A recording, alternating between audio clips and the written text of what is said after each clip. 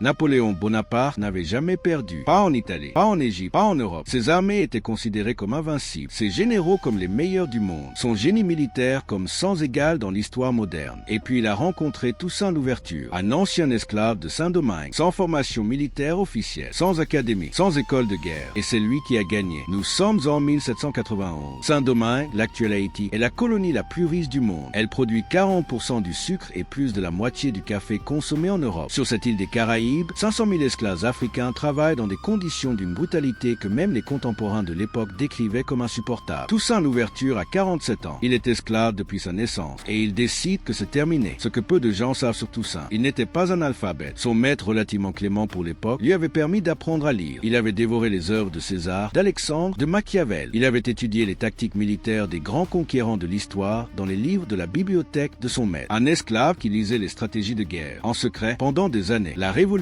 haïtienne éclate en 1791. En quelques années, Toussaint devient le commandant militaire dominant de l'île. Il bat les Espagnols, il bat les Anglais qui perdent plus de 20 000 soldats en Haïti. Il organise une armée d'anciens esclaves avec une discipline et une efficacité qui stupéfient les observateurs européens. En 1801, il proclame une constitution qui abolit l'esclavage pour toujours. Napoléon enrage. Il envoie son beau-frère le général Leclerc avec 40 000 soldats, la plus grande expédition militaire française jamais envoyée dans les Amériques pour reprendre l'île et rétablir l'esclavage. C'est là que ça devient vraiment fascinant. Toussaint négocie une trêve. Il est invité à une réunion et arrêté traîtreusement par Leclerc en violation directe du droit des gens. Emprisonné dans le fort de Joux dans le Jura français, il meurt en 1803. Napoléon pensait avoir gagné. Il avait tout faux. Ses généraux Jean-Jacques Dessalines et Henri Christophe continuent le combat. Les soldats haïtiens, portés par l'esprit de Toussaint, décimés par la fièvre jaune qui ravage les troupes françaises non immunisées, écrasent l'armée de Napoléon. Le 1er janvier 1804, Haïti proclame son indépendance. Première république noire libre de l'histoire. Première nation à avoir aboli définitivement l'esclavage. Première défaite militaire majeure des armées napoléoniennes. Et voici ce que l'histoire officielle ne te dit pas. Cette défaite a directement convaincu Napoléon de vendre la Louisiane aux États-Unis en 1803. Sans Haïti comme base stratégique dans les Amériques, son projet d'empire américain s'effondrait. La vente de la Louisiane a doublé la taille des États-Unis. Des esclaves haïtiens ont façonné la géographie des États-Unis modernes. Ils l'ont enchaîné, ils l'ont emprisonné, ils l'ont laissé mourir de froid dans une prison française. Et il a quand même gagné. Abonne-toi, parce que l'histoire de la résistance africaine est bien plus grande que tout ce qu'on t'a laissé croire.